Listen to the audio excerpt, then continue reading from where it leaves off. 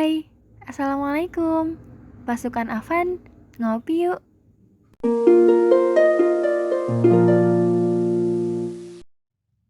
Dalam berproses di organisasi, tentunya kita akan menemui berbagai tindakan dalam menentukan sebuah kebijakan, termasuk di IMM.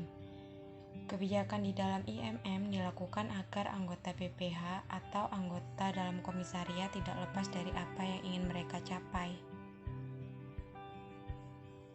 Kebijakan atau perihal yang diputuskan dalam merealisasikan program kerja tentunya dikerjakan oleh BPH sesuai tupoksinya masing-masing dalam struktural kepengurusan IMM. Namun, tidak menutup kemungkinan dalam realisasinya kita menggunakan sistem kultural organisasi yang telah diwarisi dari periode-periode sebelumnya. Kultural organisasi ini mencakup seperangkat prinsip, harapan, etika, dan kebiasaan. Hal ini dalam IMM dapat diamati pada citra dalam diri BPH dan bagaimana BPH berinteraksi satu sama lain, serta memangku kepentingan di dalam komisariat. Sehingga dapat dilihat di dalamnya terdapat suatu karakteristik yang membedakan antara organisasi IMM dengan organisasi yang lainnya. Dalam hal ini, pertimbangan melakukan keputusan untuk dilakukan secara struktural, kultural, ataupun campuran dapat dilihat berdasarkan kebutuhan, urgensi, dan bentuk kegiatannya.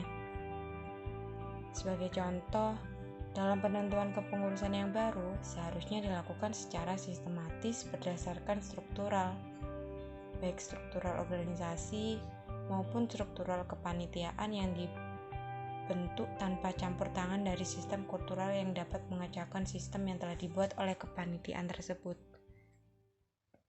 Jika dirasa hal tersebut dibutuhkan, maka tidak mengapa. Tetapi jika dirasa malah mengacaukan, maka hal itu dapat dihindari terlebih dahulu. Contoh lain, misalnya ketika proses perkaderan, secara struktural mungkin dipegang oleh bidang kader. Namun dalam realisasi perkaderan di IMM Busafan akan lebih baik ketika dilakukan dengan sistem kultural. Contohnya ngopi santai bareng kader dan diskusi kecil yang menyenangkan. Hal itu jika diterapkan dapat bermanfaat dalam perkaderan di komisariat meskipun tidak terpacu pada struktural di organisasi. Namun demikian, dalam menjalankan kegiatan, program kerja, atau hal lain yang masih bersangkutan dengan komisariat yang dilakukan secara kultural, diharapkan tidak lupa akan struktural yang telah ada di komisariat.